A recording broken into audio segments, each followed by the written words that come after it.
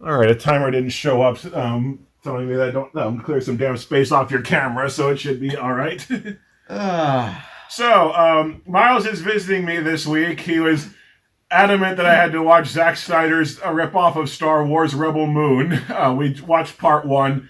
I thought it'd be good to do a vlog on it, or part one first, and then do part two. A, to have a fucking break between them, and B, just to keep the thoughts organized to make sure. I didn't like it, but I did not hate it as much as I thought I would. To get, I guess, just to get the ball rolling. and just to kind of throw something out, just to kind of throw it out there, if you remember the Zack Snyder's Justice League review, I'm gonna be a little biased in this one because me personally, I'm with the exception of BVS, Batman versus Superman being the only real Snyder movie where I'm like, yeah, this is not good, and I don't really like it. I really like Rebel Moon, Where part one. So for what it's worth, I'm gonna be biased in this situation as a pretty much I'll call myself a Zack Snyder fanboy. I'm not. I like to think I'm not one of. I like to think I'm not one of the obnoxious ones. yeah, you're not one of the obnoxious ones. Like, you can actually hear an opposing thought and not rebel at it. Because I think part of the reason why I didn't get a lot of Snyder fans in the comments of the Zack Snyder's Justice League is based on the few I did get, they all tuned out as soon as I started laughing at Henry Cavill doing the because I had one guy say, "I know people who cried at that scene," and like then they and said they turned it off. So I'm like, People, my sandwich, we talk. that like Star Trek 2 turned that scene into a meme and ruined it across all of time. You use it for comedy and nothing else now. Uh, okay, yeah. So yeah, kind of two different views on Rebel Moon. Um, I guess we'll just start with the performances, just kind of like across the board. So Sophia Boutella, I think get by a mile. I would actually she and Ed Screen give the best performances in the movie if we're talking like the main line because Sophia Boutella, yes, she is stoic in here, and I can see where people get kind of annoyed with how Snyder has he only has his characters be stoic in a lot of situations.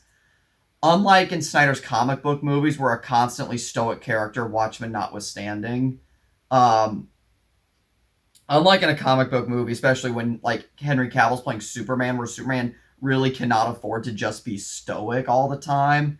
Here it kind of works just because of the nature of Rebel Moon kind of being I would probably say dark and gritty, a dark. What if Star Wars was dark and gritty? I kind of think Sophia Boutella's performance works there, and I think she very much is trying. She isn't just showing up for a paycheck and half-assing everything. Cough, Madam Web, cough. Sorry. Yeah. Whereas Dakota Johnson just showed up for a paycheck in that movie. Um, Yeah, you did. no. I guess we'll stick with Sophia Boutella before we go to Ed Screen. Sophia Boutella did a fine job with what she has to work with, but picking up your point about Snyder's stoic characters, like people were going on about how they thought he was the only one who got DC like godlike characters, and I think what they meant by that is like in this, especially in Zack Snyder's Justice League, like the heroes get their asses kicked repeatedly, but are like still like strong and stoic, like not allowed to ever exhibit any trace of weakness, basically, and just that always. It was when the one of the times where like bad guy starts shooting off screen and Sophia Boutella almost looks more annoyed than actually surprised or anything. It was getting on my nerves how Snyder keeps directing his lead heroes like, you have to be stoic at all times, never show weakness, because that's what a badass does. And we were cracking jokes about how when Jimon Hansu is introduced, like he's supposed to be this great warrior, but they introduced him like passed out drunk. The way to do that is to keep like building up like he's this super uber badass general and then have it be a punchline. But no, we can't have this character be a punchline because he has to be badass. And the that's and another. the like, and the badass general. The first scene we see of him is passed out Kronk. Yeah, and it's like And and the face he makes when like they start picking him up is priceless. yeah, just like woo. And like zero Yahtzee on Zero Punctuation once said that he hated Joss Whedon's writing because he couldn't write a character that wasn't badass. I think that applies to Zack Snyder about tenfold at this point. In some instances, again, when it comes to I will agree on that part of Snyder's writing when it comes to his comic book characters. And I think I will say not every character should be stoic. Sophia Boutelle, I think it can be excused, but yeah, there are other characters who are also just stoic this entire movie, and that'll be like, okay, yeah, you got a point there. Yeah. It just it bugged me in Justice League, and it was there are just scenes where Sophia Boutella really should have been like, oh shit, something bad just happened, like and has no reaction, where it was starting to get on my nerves in this one. like the sexual assault scene. Maybe less so there, because that was more her like trying to restrain, like she knows she has to do something but she doesn't want to. It was more to me like every time they get ambushed by bad guys and she's like has no reaction to it. She looks more annoyed than anything. It's just her reaction is just like ugh. I think some of the times where you can almost see genuine joy in her was like during the hippogriff. The flight of the hippogriff. Yeah. Yeah. By the way, there's a scene that's literally either, depending on your point of view, the Man of Steel flight scene or the hippogriff flight scene from Harry Potter. But anyways, there's a shot there where like the hippogriff flies over. I don't know what the name of the species is, so I'm just calling it a hippogriff. If we're going to talk individual scenes, I think it might be better just go like in linear order. If maybe start with the characters and then kind of go see. I guess I was just otherwise I just think it might be all over the place. But it's up to you. But I guess I was just real briefly commenting just about Sophia Boutella, not a scene where she's not stoic, where like she just looks up and then she has like her hand goes up almost like she wants to feel the feathers as close as she can, and you can see an obvious look of joy on her face. So and she looks kind of joyous in the flashback. To flashback to happier times, because when she was a Nazi. Well, when she was guarding the princess, the princess that we like, she does the scene from Cooler's Revenge where she hooks up a bird like Goku does and it glows and then she brings it back to life, and that made Sophia Boutella happy also. I don't know if that ripoff was intentional, it just struck me as funny that Goku did that exact same thing. But Ed Skrein, from Deadpool, he gives good gibbering bad guy, yeah, and he does that a lot in this one. Well, and he's clearly like I for some reason when it's done well, I just love me a good British bad guy, because Ed Skrein, from what I know, is British, and that's even how he's credited in Deadpool, a British villain. and so yeah, he just every line he says. It might not be the most original, but Ed Skrein is trying his hardest to give some life to the dialogue that he has to say. Yeah, he's giving it his all. Which, you were asking me earlier, David Dastmalchian, I know him from the MacGyver reboot. You were asking why I thought he'd make a good Bond villain. It's not as weird as Ed Skrein, but it's kind of along those lines. Oh, kind of along those lines. A little bit. Only like less over the top and more like menacing with his kind of creepiness, I think. I think another reason why I enjoyed Ed Skrein's performance is, and I kind of mentioned it while we were watching it, is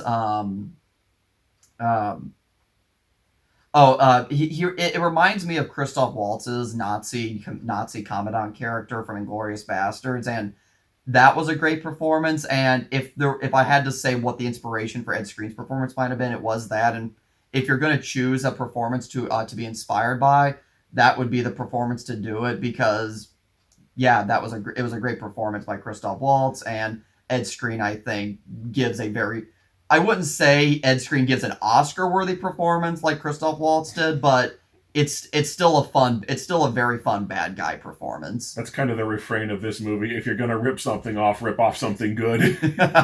Oh yeah, Star Wars, Seven Samurai. Yes, like that.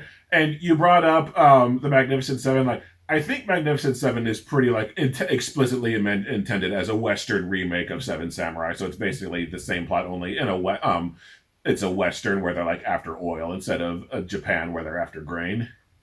And then maybe the only other really good performance in this that's worth talking about is Jaimon Hansu, but I guess we can get to him later. Yeah, because he gives a good. It's like Supergirl in The Flash. He gives a good performance, but he's not in it much. Yeah. So if we want to talk about like, I guess we'll start with like, honestly, let's go to the opening narration by Anthony Hopkins, because that had you like going, huh, what, why, and like, but I was just laughing, just looking at your facial reactions. So like. The general backstory of the movie is there was this planet that had that eventually ran out of its own resources and started conquering a whole lot of other shit, and now there's some bad guys kind of leading an army that goes out to harvest other planets. But Anthony Hopkins has some opening narration that describes that in the most convoluted ass way possible. Where like the kingdom was ruled by 1,000 kings, and then blah blah blah. The senator called Belisarius, who never ends up even being he appears for like a minute at the end, but doesn't actually do anything.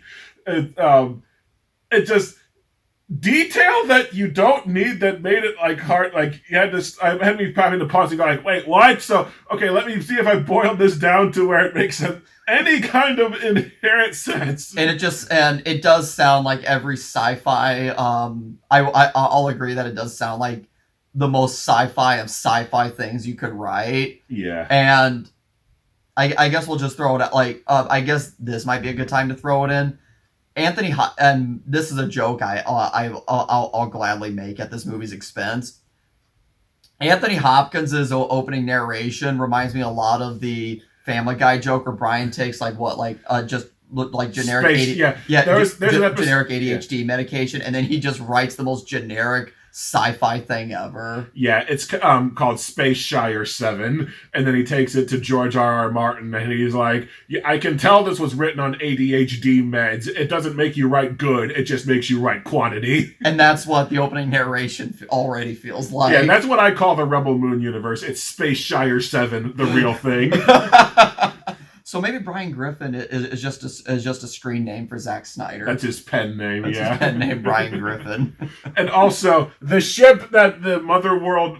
I know the Motherworld Dreadnought. I know it's pulled from some anime where it's like a ocean liner in space, kind of. Yeah. But it travels through space by opening a portal that looks exactly like a vagina. So in other words, the Aliens logo. Yes. And actually, that's pretty close, except if it was purple instead of green. Or blue in the Aliens' case. So then we cut to a moon called Velt that is orbiting a planet so close that it looks like a garbage composite shot every time you see this big ass red Saturn behind them. And our lead is this girl Quora, who we are introduced to farming, and right away they copy the Luke Skywalker looking at the twin suns where she's staring at the moon. The binary sunset theme. Yeah, only with worse music over it. And it's like, she lives in this little idyllic farming town. There's a bit of a tease that she was kind of running from something. And one of the actors I did really like, Corey Stoll, is in it, which it's funny knowing him from Ant-Man. They just slapped a big-ass yellow beard on him. That amused me. And gave him a slight accent. Yeah, because everyone is space Irish in this. Kind of like, it's like Team 4-Star has Jace doing the over-the-top Australian accent. He's from Space Australia!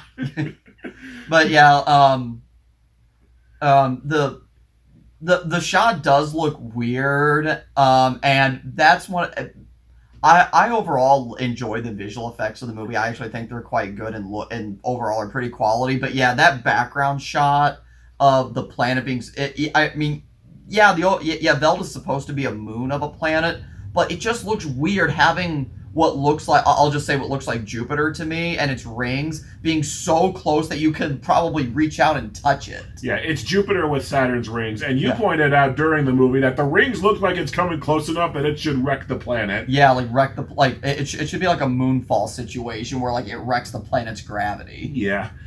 So like there's this town of farmers one of the characters who I think you pointed out, it is the person who goes along with her on this journey, has a crush on Cora.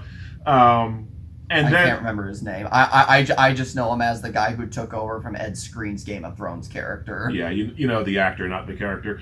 And then the big battleship comes up, and because like the mother world is like they're having supply problems and they want the town's grain. There's this kind of funny sequence where Corey Stoll is like, I'm sorry, but our land isn't as good as it looks like. We barely produce enough to feed ourselves, which is such a terrible lie. Yeah, like bad lie, but I guess he couldn't think of anything better. It's like Thanos says, I never taught you to lie. That's why you're so bad at it.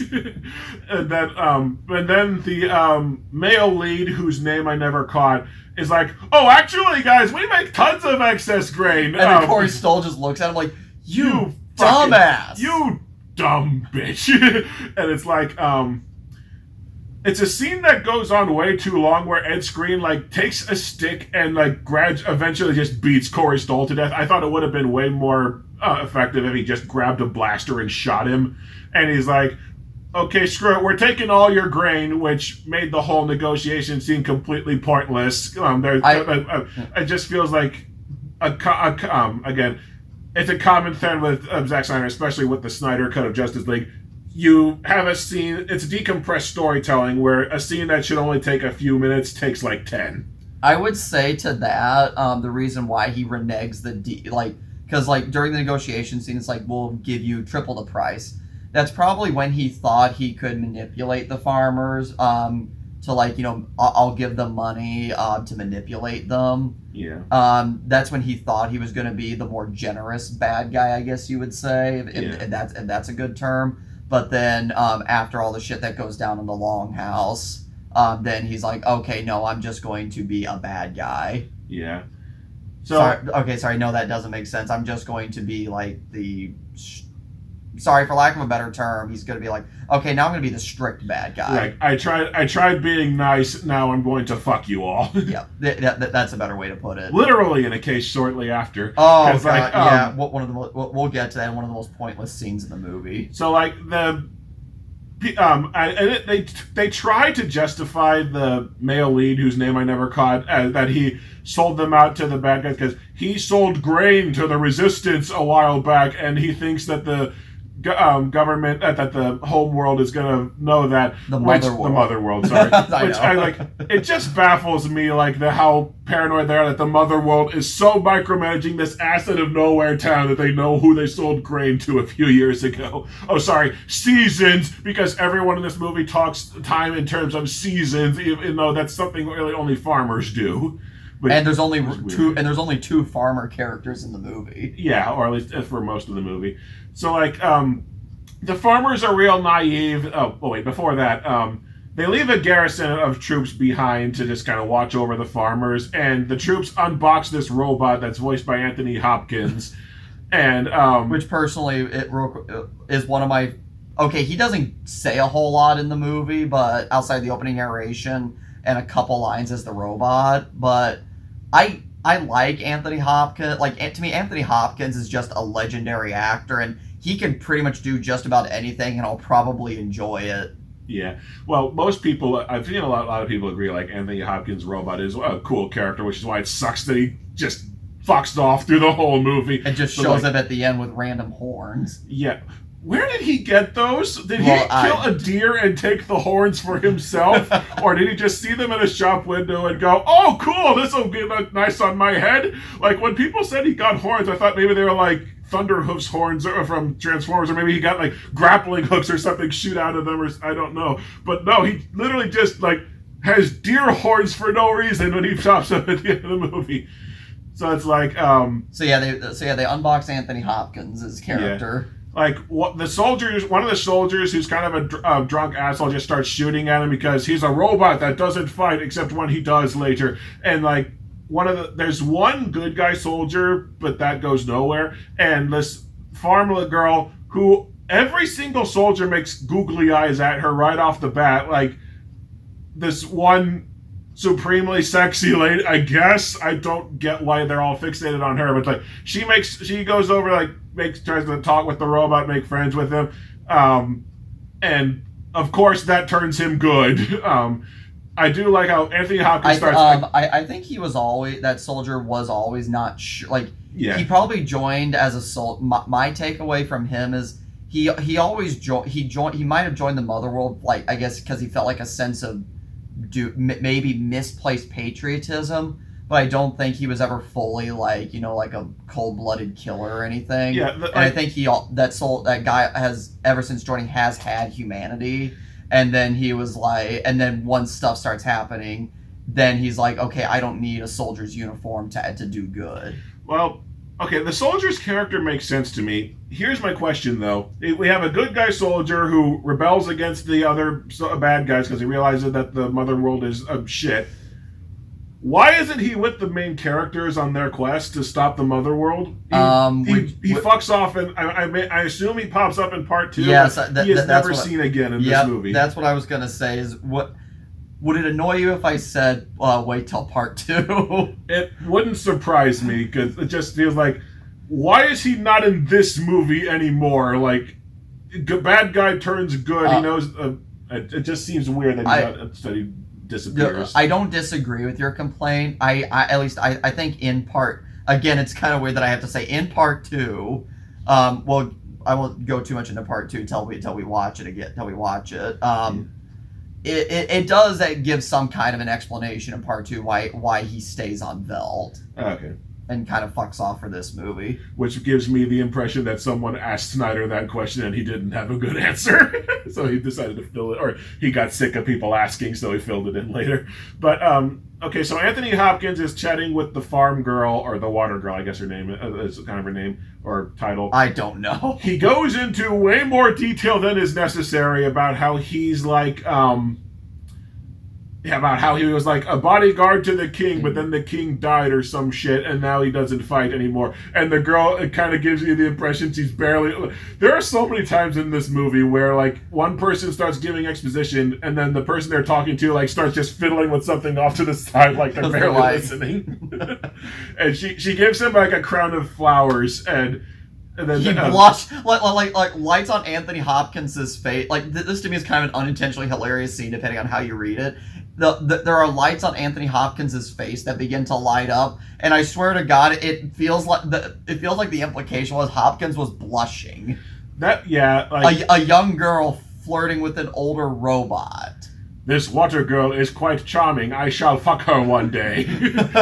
Like that. Anthony Hopkins is too much of a gentleman. Like that didn't bother me too much, only because like and across the into the Spider-Verse, like the spider robot that Penny uses as. They give it the ability to express emotion of some kind. So like that didn't bother me, but it is kind of goofy presentation where it literally has cheeks with lights that can blush for this explicit purpose. Like I guess I just assumed like maybe it does different colors, like to let you know that it's pissed off or something else like that. But it is kind of goofy presentation.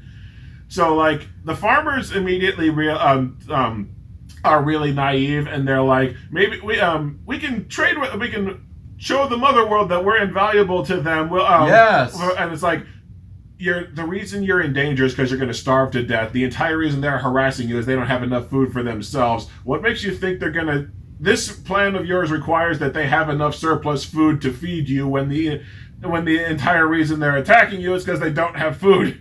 But like, Cora basically doesn't even try talking sense into the villagers, basically starts packing up to run away. Well, wait, didn't she at least speak up? And she talks to her dad. Well, she talks to her dad, but didn't she kind of speak up in front of the villagers, telling them like, "You're idiots if you think that the mother world's going to work with you."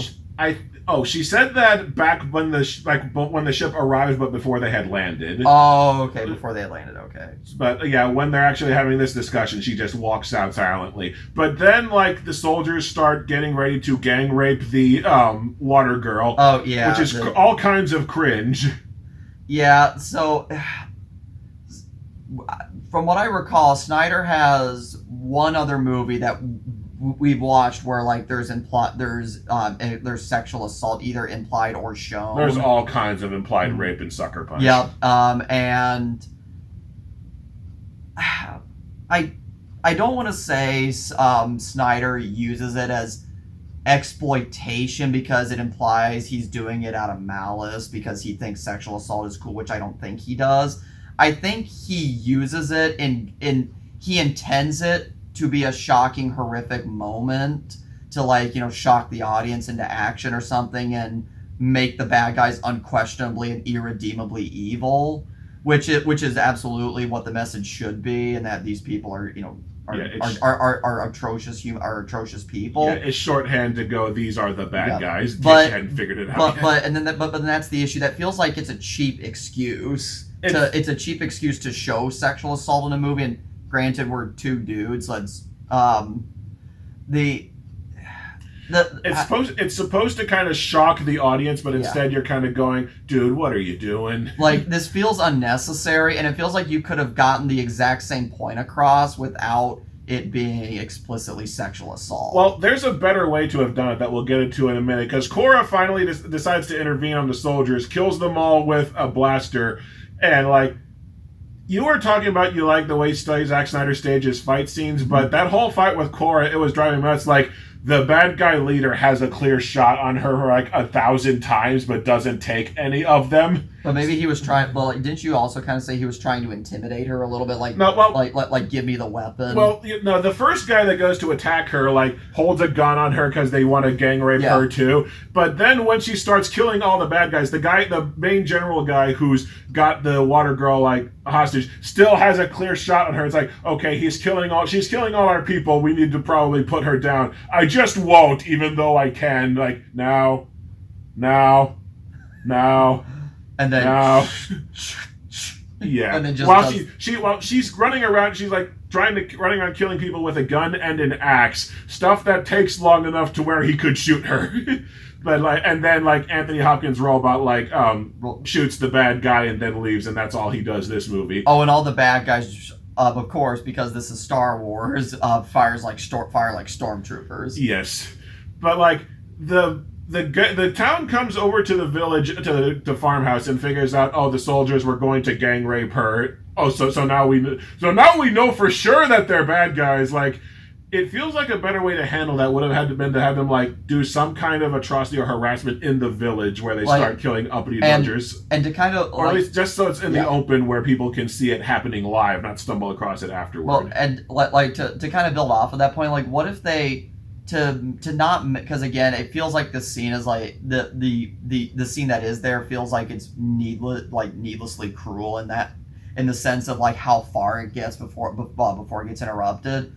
What I think would have been a more effective thing if Snyder wants to do the anti-sexual assault message, is continue to have the farm girl reject their advances, like maybe she wanders into the farm, she continues to reject their advances, and instead of doing what they do, start grabbing her by the arms, the farm girl by the arms, and dragging her out to the village square, getting ready to do something but not doing something, and then that's when the farmers see that the bad guys are evil. Or they try to pull her away in the city town square, and one of the villagers intervenes and they start killing villagers just for opposing them. So something in the public where everyone can see and react to it, it just feels like it would have been more effective than just stumbling across it afterwards. Yeah, the aftermath. Because stumbling across the aftermath, you don't see the villagers didn't see everything that happened. Yeah,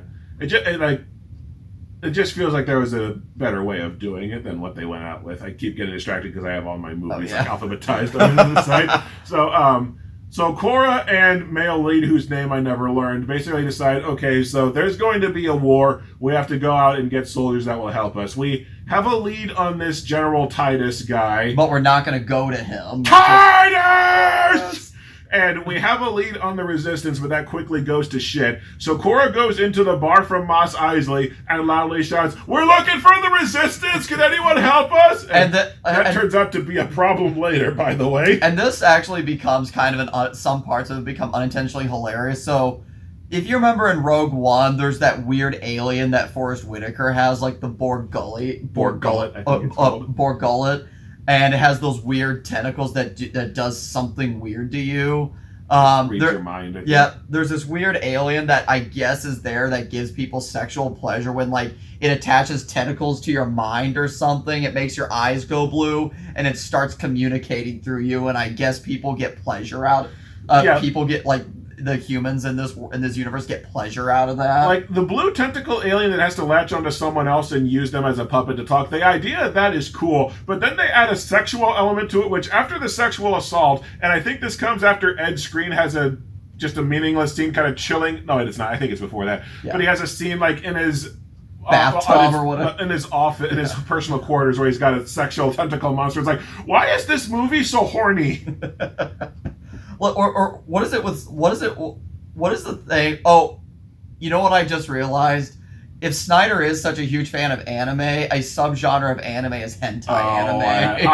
I hadn't thought of that. So maybe Snyder's really into hentai. There's an image for you. Good God. So like, Hasnolo, because he's not Han Solo, basically comes up to them and says, "Hey, I'll join your resistance," because they have a shootout with some more guys in the bar. That's what the first one where like Sophia Mattel's like stoic nature really annoyed me, because like she figures out that they're surrounded and there's not a moment of concern. Like she just like a little annoyed at it. They're not really surrounded. It's just one other guy. It's like okay. So this bad guy that tried grabbing male leads like privates because he wanted he did. Oh yeah, did, and wanted to bang him in the most and again in another very creepy predator way. He leaves the bar after getting his ass kicked by Sophia Boutella, comes back, and then is like, Sophia Boutella's like, "I'm gonna give you one chance to walk away," and he's like, "Are you gonna give us all one chance?" And then another guy just shows up like with his gun. One other guy is like, that's it? One other guy? Yeah. So, like, there's a shootout there because we needed there to be a point to the scene, and then Hasnolo joins the team because, like, he's a rogue smuggler. He happens to have a ship that they need, and which is totally not. Which, by the way, we took to calling his ship the Aluminum Falcon in reference to the Robot Chicken joke. Yeah. Which I was thinking earlier. I thought maybe its design is kind of close to like the Alpha version of the Falcon, which basically eventually became the Blockade Runner. But when we saw it at the end of the movie, it's not. I don't think it's really that close. So we want to find the Rebel Alliance, but we can't because our lead got kidnapped. We want to find Jimon Hansu, but before we do that, Hasnolo has two other side quests we need to do, running into Tarzan and Asajj Ventress. Because like So we go to meet Tarzan on, I can't remember the planet's name. I'm just calling it Orange Planet number 2, because every fucking planet in this movie is orange or sepia tone. Or in the case of a later planet, at least it looks blue for a time. It's blue until the Mother World comes and turns it orange. That's their real end game.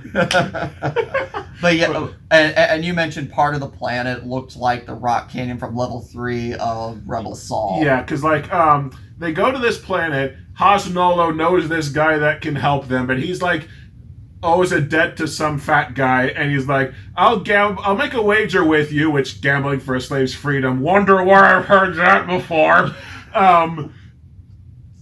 So he's like, I have this big black hippogriff. If he can tame it for me, you can leave. And he explicitly says earlier that he needs 300. I'm not going to say the space. 300,000 space monies. Yeah. 300,000 space. 300,000 space monies, and he's like, so it implies this guy owes a substantial debt to him. And then he's like, if you ride the hippogriff, I'll forgive all that 300,000. So this guy who looks exactly like Tarzan from that new Legend of Tarzan movie, he's basically just the Beastmaster. He bows to the hippogriff, which is exactly what you do in Harry Potter, and then he rides it through the canyon level in Rebel Assault, or you crash into shit. And on that, so and it plays the flight music from Man of Steel. Yeah, so you and I have differing opinions on definitely on Man of Steel.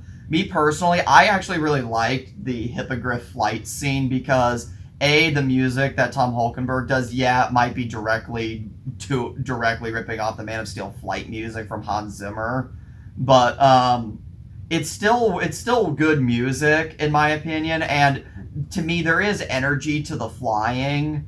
I would probably say more so than even the Man of Steel flight scene.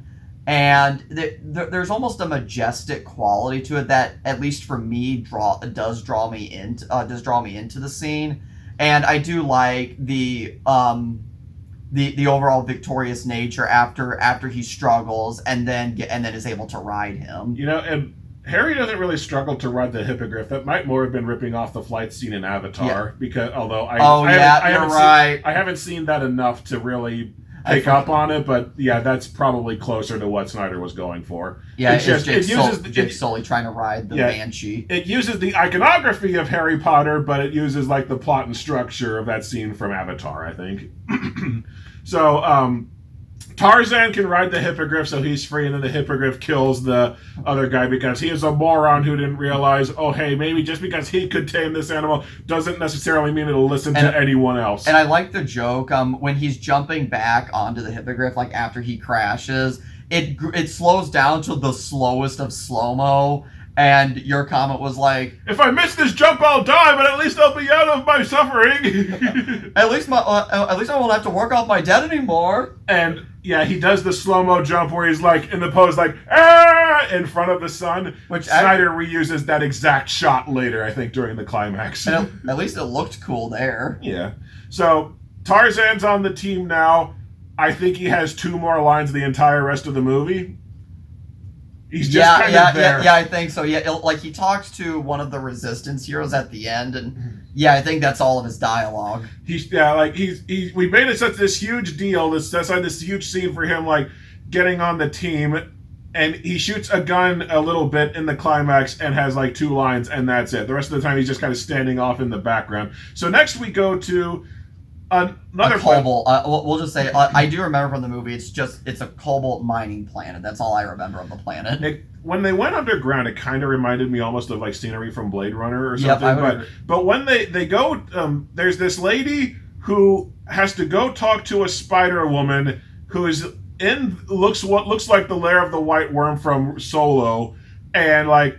She's like, stop kidnapping children. No, my kids are dying because the air is poison. And then they have a fight. The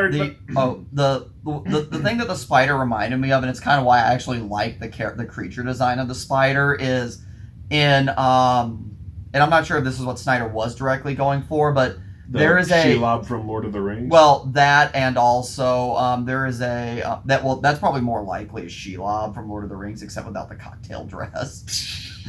But there's a boss in Dark Souls 1. One of the bosses you have to fight is a spider lady, where the bottom part of her is this like is like the spider body, but then the top half of her body is like some sexy naked woman. So yeah, when I was like, oh, Dark Souls, I like the creature design of Dark Souls, so I like this. Yeah. So they have this long sequence of not Asajj Ventress fighting the Spider Woman, it's a decent fight. Well, she has these 2 swords, and the fight goes on a while before revealing, oh, these swords can turn into lightsabers. Why the fuck didn't I do that earlier? And yeah, the fight scene is pretty fun, and I think her, honestly, it's well done. They do make good use out of the spider robot body. Now, there's a slow-mo shot that actually really works when the spider's like jumping up and all its legs are gradually unfolding. That's the kind of thing you use slow motion for. So you can like you said, soak in the detail. We call her Asajj Ventress, but the more I think about it, like we only call her Asajj Ventress because she uses 2 lightsabers, and she dresses in like dark and is bald. Well, I was gonna actually. I think she has hair. Oh, yeah.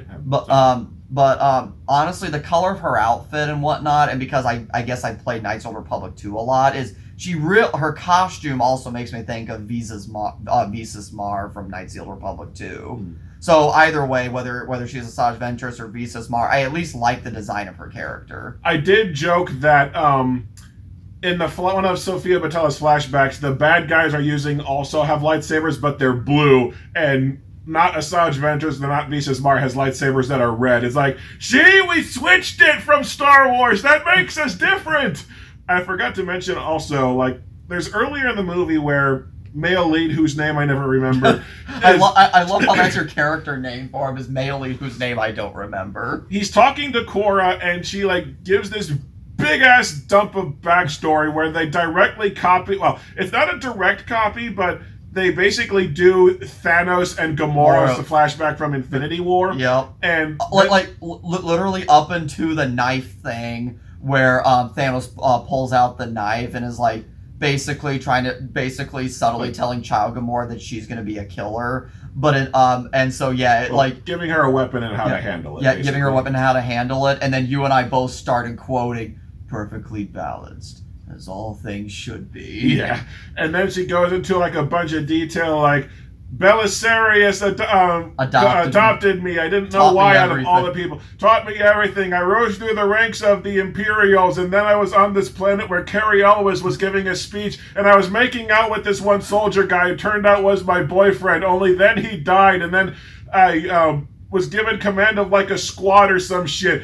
Way more detail than fucking needs to be given for this character. I will say, at least they were... she was narrating it, but at least we were seeing it, and Snyder didn't just do the tell but don't show. And then the line that and everyone laughs at, I'm only telling you this so you know who I am. Like, that is...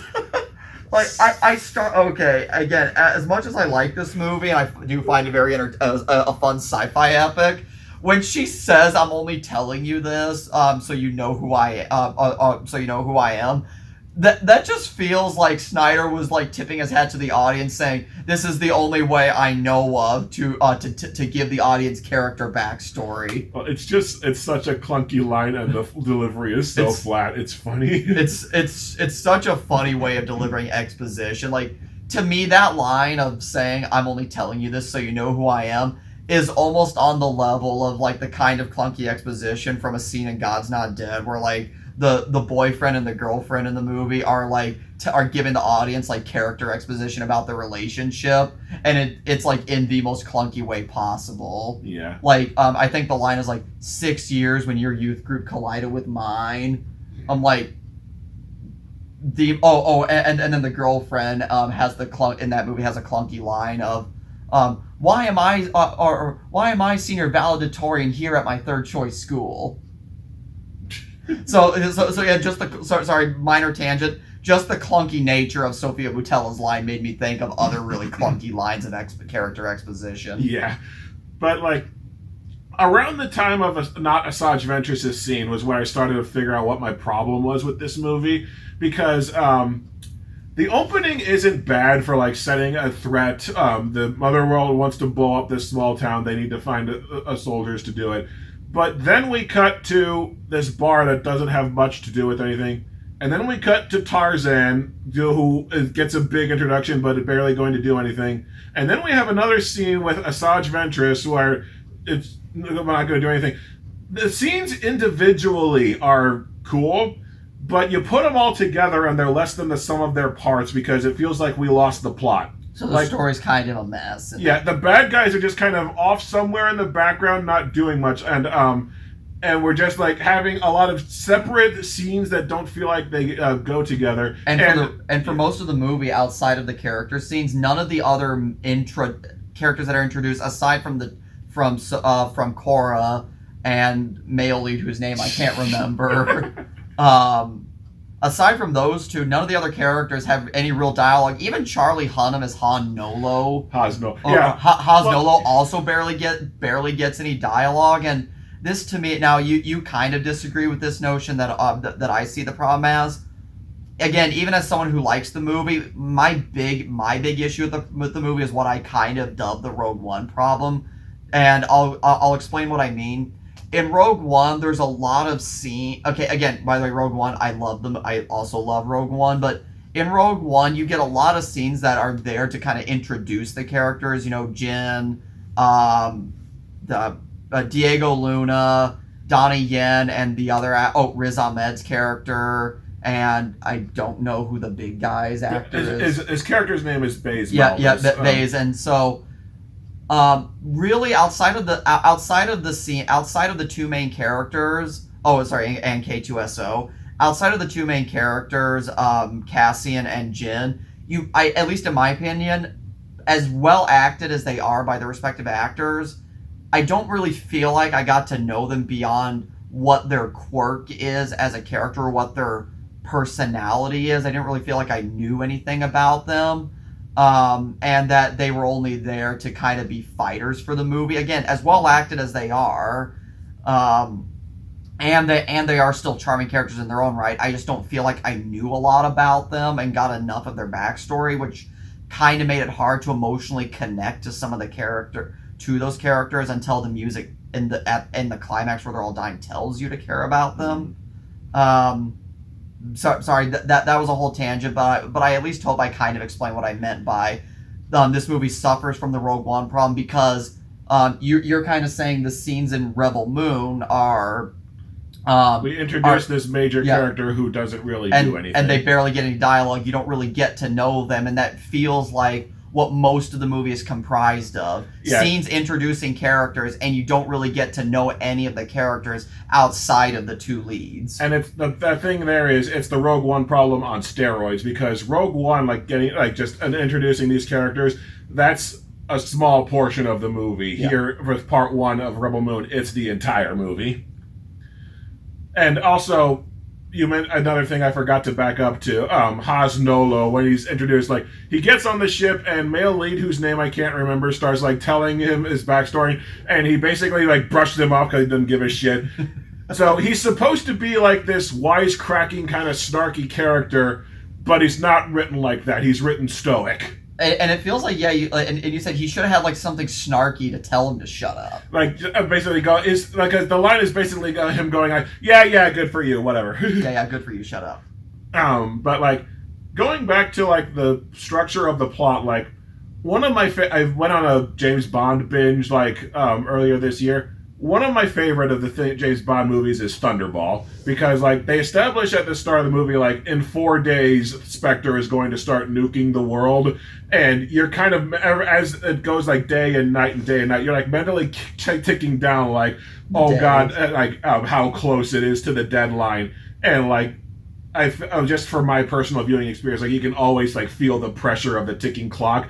I have no goddamn idea how much time has passed at any point in this movie. When they give them the mother will return in 10 weeks. We have no gauge for how much time passed since after that. And my best guess is there was maybe 3 weeks past. 3 to 4 weeks past. Maybe. So they still have plenty of time. So the mother world is not a strong enough presence in the story to drive the plot for me. Aside from the fact that there are several scenes in the movie where it's calling them the mother world, implying they're one solitary planet, feels like their army is not that big, and they're not going to be that difficult to take down. Whereas the Empire, even from the opening shot, they give you an idea of how. The opening shot of New Hope, they give you an idea of how vast the Empire's resources are. And then when you see the Death Star, it just drives home how vast the resources of the Empire when you finally see the Death Star. Yeah, and it feels. I haven't seen part 2 yet. We're going to get to that a little later today. It just feels okay, this one battleship is a problem, but we don't have any sense for is losing this one battleship actually going to hurt the mother world, or is that just because is that all their fleet? Because they talk about it it's this really important ship, but we have no frame of reference for the scope of their forces. That all contributes to just the mother world not being a significant enough threat to drive the movie, in my opinion. And I would honestly, I can't really all I have to say is I can't really disagree with that. Crap! What was I gonna? Oh, I think we at least get enough of the mother. I almost said mother lord of the mother world's brutality. When they show up to kill the leader of the planet where the resistance was hiding. And we do kind of get some scenes of where they're torturing this one spy for information, and they plug a gun into the back of his head and paralyze him. Yeah, which that at least for me, I get enough of at least in my opinion, I get enough of a threat from them. And on top of that, what probably also helps add to the threat is how unsubtle Snyder is with the costume design of making the bad guys unambiguously Nazis. Yeah, so there are 2 points there I want to backtrack to. one, like they establish, points there that they established that they're like evil sons of bitches, and they need to stop them for this little town. It's just like my point is, you're spanning the entire galaxy looking for fighters willing to stand against the mother world. They're supposed to be the galactic empire where everyone's like, oh, we can't stand a chance against them, but we don't get a sense that the homeworld is like big enough to where they should have that much trouble finding an army that'll stand against them. I guess is kind of my point. Just the scale and scope that this universe is kind of supposed to have. It doesn't feel like the mother world should be that huge cosmic threat that they're trying to. So you think Snyder doesn't do a good job of establishing the scale of the threat? You would say the threat's there, but the scale of it is not well conveyed. Like small scale threat to this planet is established, but like you're traveling the galaxy looking for anyone who can take them on. It feels like they're not big enough to where you should have problems taking them on. If you're like getting a rebel alliance and stuff, I just feel like the scope is a little wonky. Of course, we've got a massive empire that's threatening a small, piddly little town for grain. Scale is kind of most people's problem with this movie's setting. But then I remember you kind of giggled when you first saw like the uniforms of the mother world. Yeah, that was the other thing I was going to backtrack to. Ed Skrein's character appears on screen. He's just full on wearing a Nazi uniform. Like, just cut off the swastikas and replace Nazi it uniform. And replace it with a sci-fi insignia. But that wasn't even the thing that got to me. The thing that got to me was there are several scenes where Ed Skrein is just wearing a white suit and tie, pulled straight off of fucking planet Earth, and it takes me out of the movie every single time because he's wearing Earth clothes. And he just said at one point it made you think of Hugo Weaving's Agent Smith. Yeah, there's one shot near the end where I was like, oh, I bet Snyder did that to look like Agent Smith. But, like, it's fucking jarring every time he shows up. It was driving me nuts. Again, I have no comeback to that, because, yeah, like, and I'll even add on to that.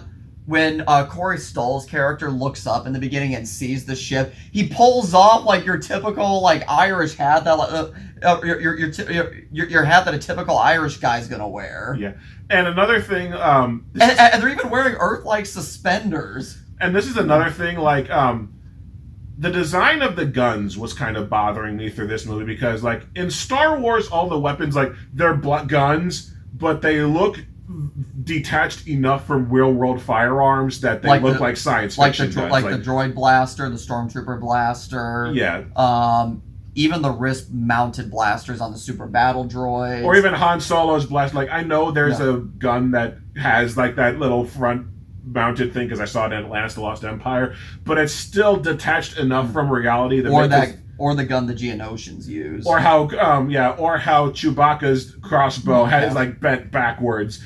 It's like it's detached enough from real world weapons that you buy this is a fantastical science fiction setting. All the guns in the Rebel Moon look like Earth guns with a little extra shit bolted to them to me. Yeah, like even the ammo packs look like something you just take out, like slam in and go. It's just the design. It feels like it's keeping too many like customs from Earth technology. Even the handgun that Sofia Boutella has doesn't even look that special. It reminded me of the Lawgiver from Stallone's Judge Dredd. Actually, I would agree with that too. Sorry, tangent. Yeah, a lot of tangents because like I didn't retain enough of the movie to like keep a straight line of thought. There's a scene where Ed Skrein like captures a rebel sympathizer and tortures him. The point that they make, like the idea of this thing is, they're strapped to a table. You stick a gun in the back, and if you pull the trigger, it paralyzes them from like the neck down. Well, it directly severs a part of your spine that like completely disconnects your brain from your from the rest of your body. Since part of your brain's job is to tell your entire nervous, it's the center of your nervous system, and it tells your body to move. Yeah, but like my problem with that was like Ed Skrein uses it on the guy, and then he says dissect his brain. The implication isn't that it paralyzes. The implication is that it kills, and that we have to be told that it paralyzes at the end. And the way I would have done that, just to add horrifying to it, is to like show the guy's eyeball still moving, and to like show, oh shit, he's like still there. And he can feel everything. Yeah, it's like it feels like that should have been a horrifying scene, but it looks like it was just like a merciful execution when they do it. Like they have to explain later on what it does. I did kind of like. I did think of like a line that Heath Ledger has as the Joker, where like he says very poor choice of words when the guy was like, will you set me free?" And Ed Screen's like, "Yes, I will." And then at the end of that scene, the guy's like, "I thought you were gonna set me free." I can't remember what Ed Screen says, but I just immediately thought of Heath Ledger's Joker. Very poor choice of words. Yeah.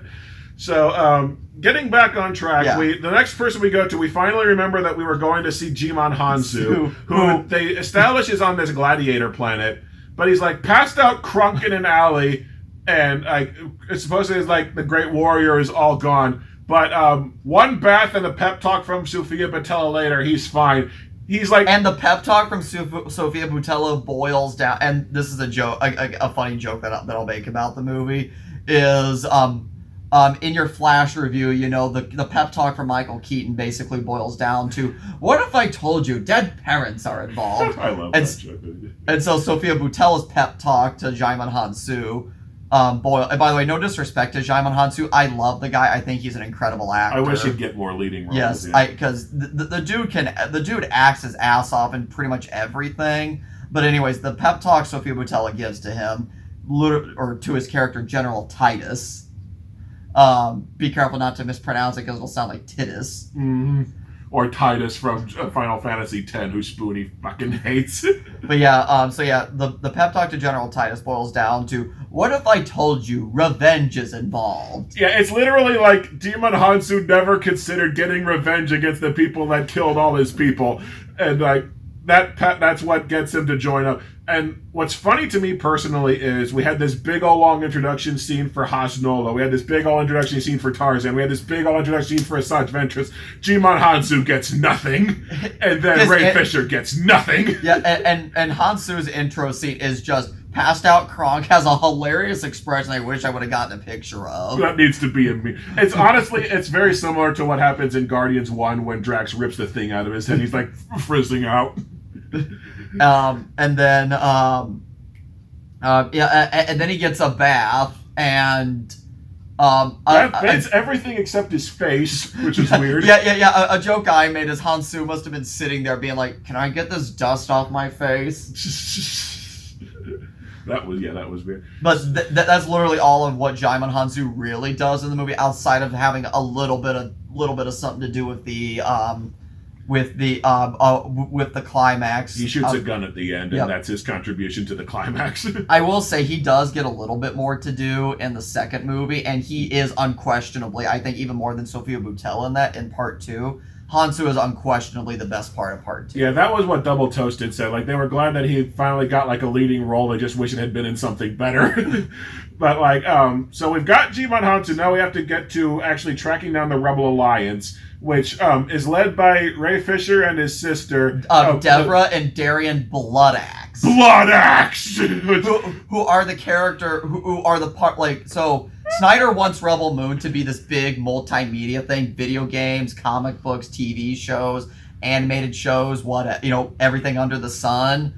The thing that Snyder chose to start with in terms of building out this movie or this world in other media was having prequel spin-off comics focusing on Deborah and Darian Bloodaxe, which frankly, as far as the movie's concerned, I didn't really care about them. Yeah, and I'm like, what backstory of theirs is going to make me care about them in a comic? Well, yeah, because basically, like, they go to the Rebel Alliance. The Blood Axes are the leaders of the Alliance, and they get a few soldiers to help them out, and then they piss off. And it's like, and Ray Fisher has one of the worst, as one of the most stiffest and worst line deliveries I've seen, where like, Ray Fisher's giving this pep talk, and he's like, telling soldiers like what to fight for. It's generic, rah stuff. But then he gets to, we stand against the dreadnoughts of the mother world. I think that's even putting too much on. We stand against the dreadnought of the mother world, something like that. But that was just so ungodly stiff. And it makes me laugh because considering Zack Snyder's the only director that'll work with him anymore, you'd think he'd try a little harder for the guy. And he might have yelled cut and be like, Ray, you're doing a good job. Can we try that again, please? More boring. or at least give me some of that emotion from Cyborg. Yeah, but so, and as far as blood acts go, I'd like to remind you that George Lucas originally named his lead character Luke Starkiller. He toned it down to Skywalker because he thought Starkiller was too embarrassing and try hard. And Snyder did not learn that lesson. Nope. Snyder, like everything else, completely missed the point. Like, here's the point. You missed it! Yeah, Deborah. So yeah. The Resistance. Sorry, go ahead. No, I was just gonna say again, Jimon Hansu. Oh, all the other characters get introductions, but Jimon Hansu gets nothing. Ray Fisher gets nothing.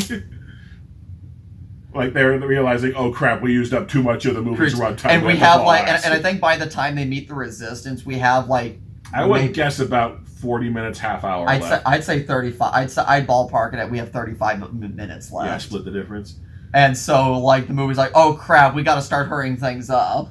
Yeah, so then they're on their way out, and then Haas Nolo is like, I have some crap in my cargo hold that I need to get rid of. And then I'll totally join the rebellion. It's like, this really should have been a clue, but it's like, oh my god, we have to do a side quest to clear up inventory space. But, not particularly subtle about it. It turns out it's a trap, and he's selling them out to the Empire. And there's a clue that at least this being by the way, this is my fourth viewing of part one. There's a clue, at least in my opinion, that I feel like Snyder was putting throughout the movie that something was up, that something is up. You have so when they take off in the aluminum Falcon, there's a guy. I'll just say he's an orcish looking alien. Mm. This orcish looking alien is walking in slow-mo, staring up at it. And as the aluminum Falcon flies off, we then see him again when we find this Resistance sympathizer that Ed Skrein tortures. We see supposedly this orcish guys who turned him in. And you're like, okay, this guy keeps popping up, and then to me, what's the final clue is when we get to this this side quest to potentially just offload, supposedly to just offload inventory. You see Charlie Hunnam's character, Haas Nolo, talking to this orcish looking alien, and when I noticed, I'm like, oh wow, that's the same orcish alien from some of the previous scenes in the movie. And then you're like, that to me is the final clue of oh shit, this is a trap. Yeah, well, it's okay. So good point. That guy is such a minor detail. I didn't even notice him in the first two chunks. Down point. That foreshadowing. Oh, it's thundering outside. That foreshadowing happens about 30 seconds before Sofia Boutella puts it together anyway. Yeah, that's a trap. Yeah, but so good and bad doing on that. and I think Sofia Boutella's facial expression works good for a pants to be darkened. Yeah, so Haas Nolo sells out the team, and bad guy Ed Skrein basically goes around and says, "Oh, you're a general. Oh, Tarzan's secretly a prince. Oh, Asajj Ventress, his name is Nemesis." Oh, for fuck's sake! and killed 16 high-ranking officials. You're like an important assassin, and then he gets to Sofia Boutella, and he's like, "Oh, and you're like Belisarius. You got 3 different nicknames, and you were super important, but we're not going to say why yet, because we're saving that for part 2." And so they're all in the thing where you put the gun in and it paralyzes them, but male lead, whose name I can't remember, for some reason is given the gun. For some reason wasn't locked up with the rest of them. I guess they just forgot to pack enough of the scorpion robot things. And it's for some reason Haas Nolo gives the good guy the gun to paralyze Sofia Boutella, and he's like, "No, I'm gonna let her free instead." It's okay, dipshit, you brought this on yourself, giving the good guy the keys. Yep, and Haas Nolo gets one of those spikes, and I saw his chin was up, and he puts it under his chin, so he gets one of those spikes through his chin. That's very similar to how the killer in No Country for Old Men does things. It's a tool that's normally used for killing cows, euthanizing cows. You see it in chapter 1, where it's except in real life it shoots a ball and then sucks it back in, kind of, I think is how it works. But yeah, so Then there's a big laser fight, and which when it comes to the climax, I can't say anything about it is anything you haven't seen before, but to me, and one thing I like about Snyder's movies is, and even in this movie, I actually thought the visual effects in this movie were good, even as much as he overuses the color orange. But Snyder at least has generally has an energy to his action scenes. There, in terms of the what's the term? Kinetic energy. Yeah. There's a kinetic energy to this climax action scene. Again, yeah, its context is it's just lasers going off. So again, nothing you haven't seen before. But to me, it's still enough of what I enjoy about Zack Snyder action scenes that it pulls me in, and I can have a reasonably good time watching the climax. I couldn't really tell you much about what happens in the climax. I just know I watch it. I'm like, ooh, that looks pretty. I like it. Like, the climax looks nice, but the staging of it got on my nerves because there are like 2 or 3 different times where a character just runs through a battlefield shooting lasers, like Ray Fisher does it and Sophia Boutella does it. Doesn't put any effort into dodging anything, but doesn't get hit once. And it's like, because they have an objective they need to accomplish, and they can't get shot until they've accomplished. Like, for fuck's sake, even in Star Wars, the characters at least have to take cover from stormtroopers. So on Ray Fisher in the climax, Ray Fisher, like, he jumps up in a redoing of that like slow-mo shot from the hippogriff. Like, he tries to stab this gunner in this giant ship, who, by the way, the gunner also controls the entire steering of the ship. Some fucking how this little turret off to the side of the ship, like the guy dies and slumps onto a joystick. Somehow that crashes the whole ship. And you would think the glass should be resistant, but no, like Ray Fisher's spear, whatever he's using, like pierces the glass, no problem. Yeah. But then Ray Fisher's like, oh crap, maybe I should have remembered my gun. Maybe I should have kept my gun because the pilot just literally just pulls out his gun and goes boom, boom, boom, boom. And Ray Fisher can take all those shots, and then he's like, yes. Like Ray Fisher has enough strength left to do 2 things. Pulls out the pole all the way, shoves it back in to stab the pilot, and then Ray Fisher stands there, like sits there for like 10 seconds, going like, and then like reaches down and grabs the lever. I didn't even think he reached for it. I thought he just died and like fell onto it on accident. But like, it just occurred to me, what is Zack Snyder's fascination with spears? This and Dawn of Justice. And 300. Yeah. Well, 300 it makes sense because it was Spartan weaponry, but like, yeah. So like, Ed Skrein for some reason is just kind of standing off to the side watching everything explode, and then gets into a hand-to-hand fight with Sophia Boutella with Cora. Cora. And again, it's a decent fight. My problem, it's a decent fight, but like, A, this doesn't feel like it should be like sci-fi enough for a big sci-fi movie, and 2, do these characters have enough connection for this to have any weight to it? Because he's kind of like a nobody in the grand scheme of things of like the empire that she's running from. He's just a badass general. Yeah. But yeah, like again, part of why I enjoy the fight scene is when I've seen some behind the scenes of Zack Snyder's movies. When he's doing stuff like hand-to-hand fight scenes, not only does he make sure his actors work out, so make sure they're physically in shape for roles, but he also does put a lot of work into working with fight choreographers for hand-to-hand combat, and that's just to me something I'm always gonna like in a movie. And so the fact that I get more of that watching Ed Skrein and Sophia Boutella. But by the way, Ed Skrein's character name, and by the way, is General Noble. So when General Noble and Cora start fighting each other hand to hand, that's another part of the climax that I like, because again, I'm always a sucker for respectably choreographed hand-to-hand combat. It was well choreographed and decently shot. Yeah. And I did like some of Ed Skrein's like screams of pain when Boutella kept repeatedly breaking his bones. Yeah, not as good as the screams of pain in Miami Connection. But...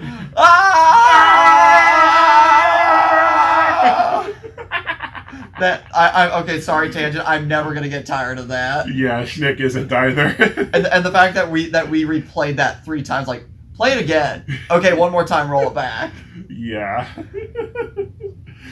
But yeah, anyway, so yeah, that's kind of my take when it comes to the climax of this movie. Is I think it's well done. It's nothing you haven't seen before, so I can't tell you it's special. but I just happen to enjoy what I watch. It's well shot and it looks nice. It's just the staging makes no sense to me if you think about it at all. Just between the not even trying to hide that these people have plot armor the size of brick shit houses, and just like stopping just long enough to question like why these two fighting, like why do they have this connection for this fight. But and so Ed Skrein gets the shit kicked out of him in a pretty satisfying fashion.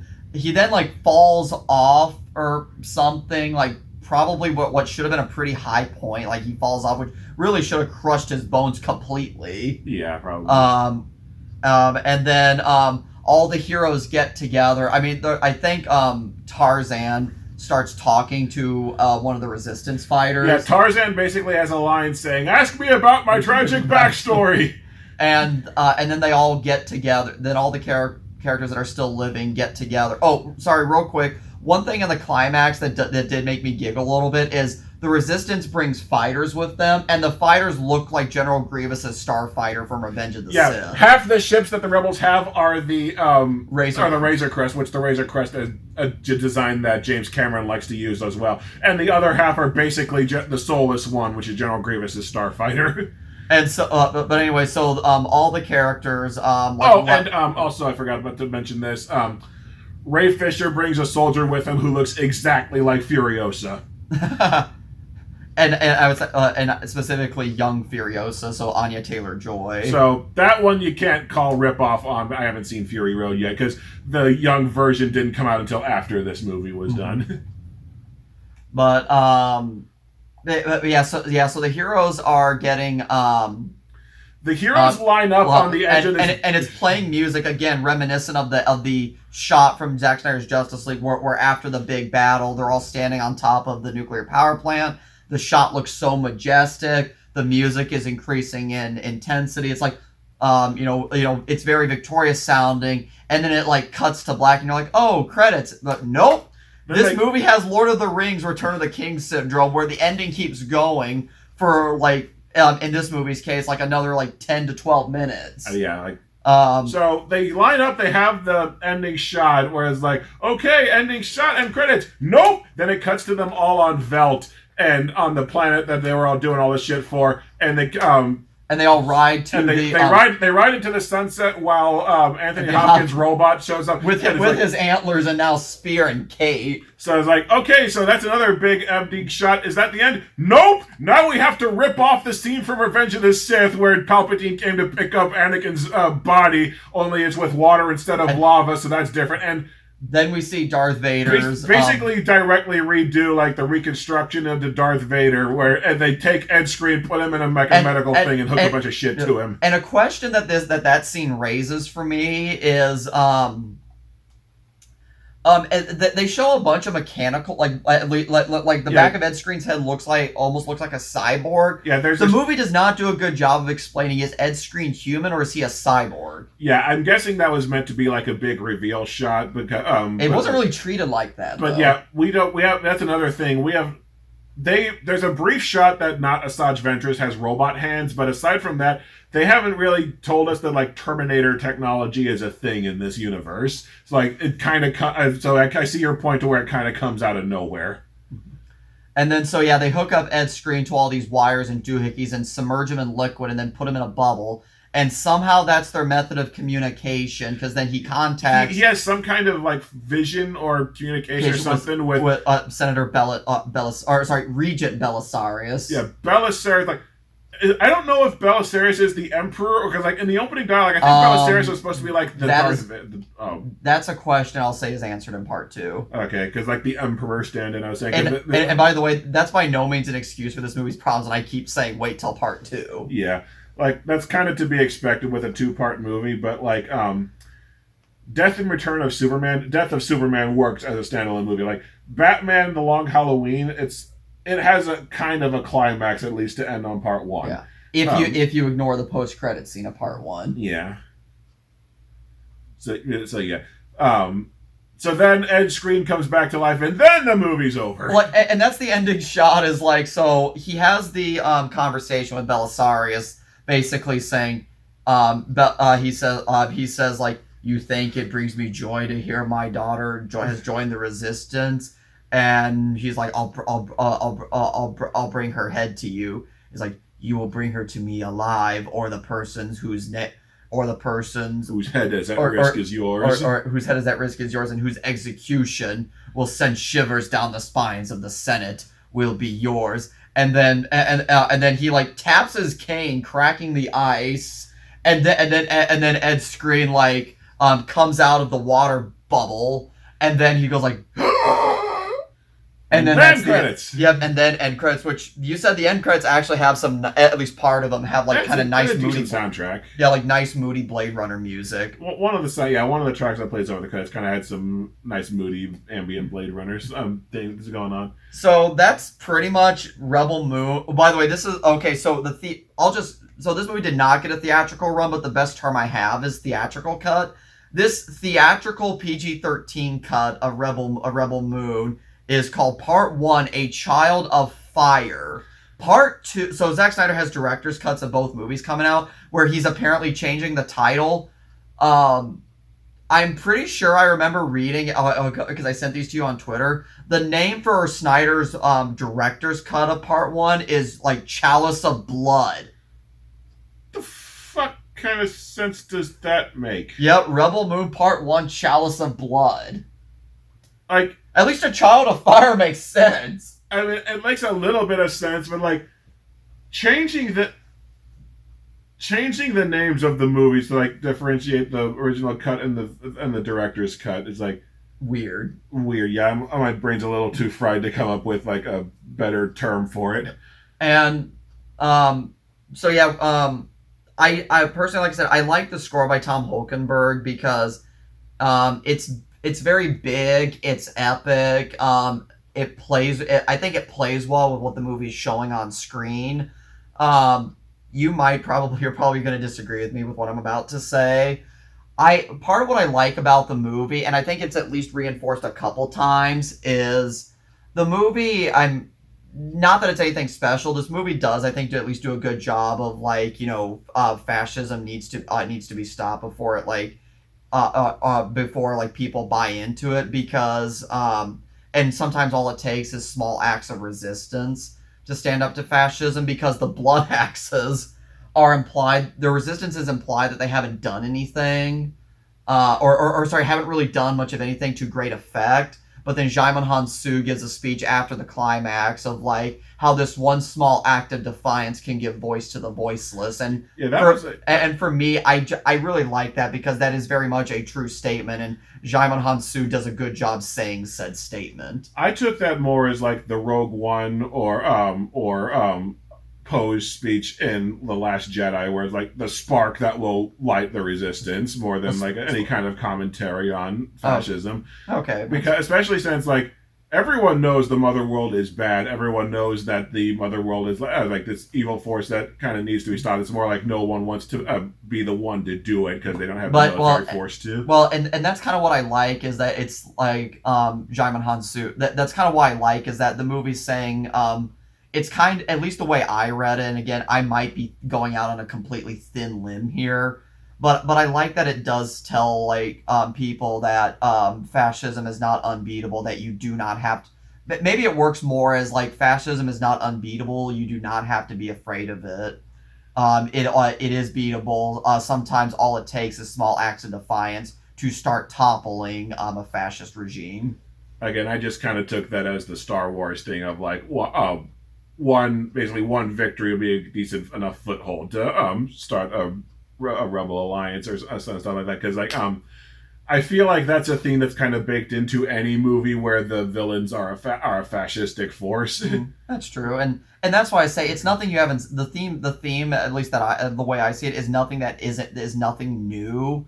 But at least to me, it does a good enough job of like, at least, unambiguously making the fascists the bad guys, because that's been a criticism of some of Snyder's movies. Like I think 300 kind of gets this criticism, that Snyder seems to kind of embrace fascism, because the Spartans were not a democratic society, but Snyder goes all in on making Spartans the rah good guys. Mm-hmm. And Some people also kind of criticize Snyder's Batman for the same reasons. Well, that's kind of a trend in Frank Miller's work, Yeah. and he was drawing inspiration from Frank Miller, so it kind of came with the territory. But I at least like that Snyder does unambiguously make the whole make it clear that no, he is not some guy who's trying to sneak like pro-fascism messages in his movies. I'm just musing on how fucking sad it is that we have to give credit for having the message that Nazis are bad. Your eyes okay? Yeah, I'm fine. Okay. That was me face palming. Oh yeah. But no, at least that's the way I interpret it. But I also can't say I disagree with what you're saying because again, you also make a perfectly valid and logical point. Oh, thank you. So like my ultimate takeaway of this movie is sorry. One other thing I did want to say. The if I had to say what the biggest thing I enjoy about the movie is, I like the world building in the sense of, to me, the movie gave me enough to where I can get into this world, and I kind of like at least what I think is a visually imaginative world. Not super original entirely because it's literally obviously Star Wars. It's Star Wars out the that's Star Wars. It's moments like that out the ass in this movie. But I just get enough of a sense of sci-fi wonder in this movie that it pulls me in enough, and I can enjoy myself anytime I put on this movie. Because again, this is my 4th time seeing this movie, so clearly this movie is doing something right for me. I get that kind of. I've strange parallel. Last night was the 4th time I've seen Miami Connection. Because still, that was a fun movie. So like. My takeaway of A Rebel Moon Part 1 is it's a lot of scenes that individually are fine but don't really coalesce into much of a story. I get the kind of scope of like trekking across the galaxy, but we still don't get much of any context of like how anything in this galaxy kind of works. The mother world, like just what little we see, it doesn't feel like the mother world should be as big a threat as they're made out to be. It just like it feels like it's a big universe that wasn't planned out particularly well, which is ironic because this basically is supposedly Snyder's baby. This is supposed to be like getting video game tie-ins, like and comic book tie-ins, TV shows, all this kind of stuff, like filling out the universe. Snyder wants this to look like, and Snyder has said this. He wants Rebel Moon to be the next Star Wars because. What Rebel Moon is it's literally, the story is Snyder supposedly went to Lucasfilm, I think in like 2012 is the timeline. He presented his scripts to Lucasfilm. Lucasfilm told him no, flatly told him no because they would be completely unconnected to anything previously established in Star Wars. You use completely original characters with no connections to anything in Star Wars, which is probably not what Lucasfilm is looking for. Mm-hmm. And they also saw that Snyder was just a very gritty version of Star Wars, and they're like, Star Wars is supposed to be about hope, so thank you, but no thank you. and so the story is that now that Snyder's working with Netflix, since Netflix will basically cut him a blank check, Snyder basically retooled his Star Wars script into the Rebel Moon universe. Yeah. I had read somewhere that like Snyder said he had been writing this script, kind of universe since he was like 15, and I believe it because like some of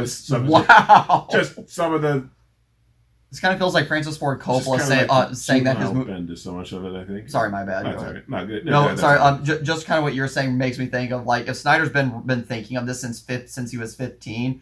It makes me think of how there's the news story about Francis Ford Coppola's new big sci-fi epic Megalopolis being comprised of ideas he's been chronicling in a journal for 40 plus years. Yeah. Jesus Christ. It's just like the universe that it establishes doesn't feel like I don't get the kind of grand scope to like we go to these planets but we only see like a tiny corner of each one and we're not there for long. Whereas like Hoth, we spend a lot of time there. Dagobah, we spend a lot of time. Like these feel like fully functioning, like connected planets. And you still get a threat. Like and all can see that you at least still get a. I will say the threat is conveyed much better in Empire Strikes Back. Because first you get the Imperial March scene where you see this entire fleet of Star Destroyers. Mm. You even get a shot before the Battle of Hoth of the Super Star Destroyer. and then you get the fleet of AT-AT walkers on the planet, and they're trying to blow up the generator to then destroy the rebels. So that conveys there is a huge threat to the rebels Well, right also now. in Star Wars, like the original trilogy, the Empire is everywhere. Like middle ass end of nowhere Tatooine, the Empire is still there. The rebels have a hidden place on Yavin. The Empire tracks them down. At every step of the way, the Empire is the main threat. In Rebel Moon, it's like for Tarzan's sequence and for Asajj Ventress's sequence, and well, if there was a threat for Jimon There's no Hansu, Empire. the Empire is just kind of sitting off in the back somewhere, almost forgotten about, to where like it doesn't feel like this galaxy-spanning threat that would pull people together. It feels more like, oh yeah, that group of assholes that the galaxy would have gotten together and kicked their ass for being uppity a while ago. It's just like the universe doesn't feel that well established to me or lived in. It just it wasn't built into something that really resonated or stood out to me at all. And again, that's the problem with the story structure. Just it felt like a lot of individual sequences that add up to not much of anything.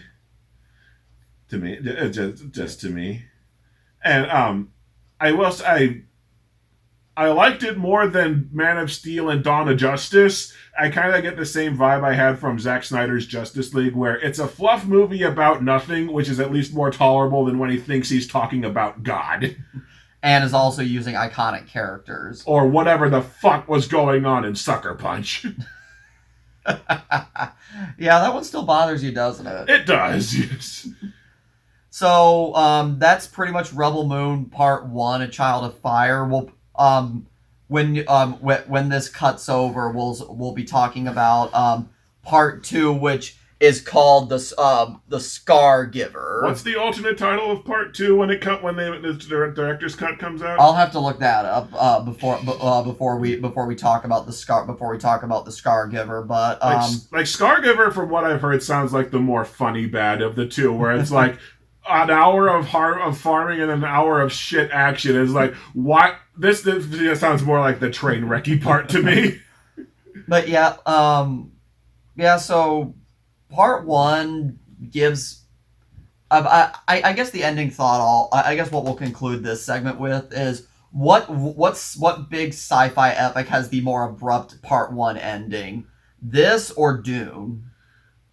I'm gonna say Dune because, well, I fucking hated Dune Part 1, but like what I remember of it is it felt like it should have had an ending and then just kind of kept petering out until it cut off in the middle of nowhere. This one at least reached a natural stopping point. And do you enjoy this more than Dune? That's not a high bar, but yes. Well, that's that's here's definitely ground level. Here's the bar for me liking it better than Dune Part 1.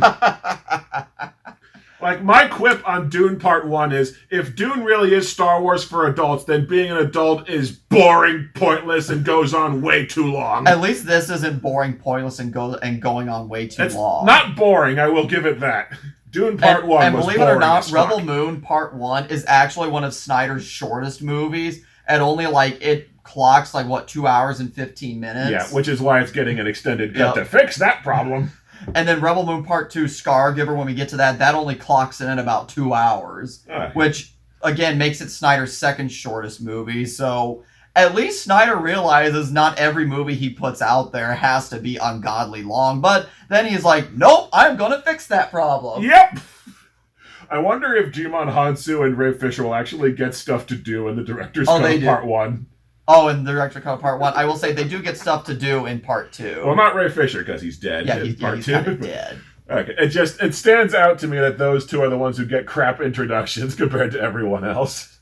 Well, Rouge and Crystal, you got anything you want to add? Anything you want to add? She doesn't actually watch the movies. She's just there for cuddles. Yeah, and Rouge is like, why are you asking me to say anything? Yeah. Okay, I'm gonna stop the video and move the files to my computer so the camera doesn't fill up. Oh wow, we went for an hour and a half. Holy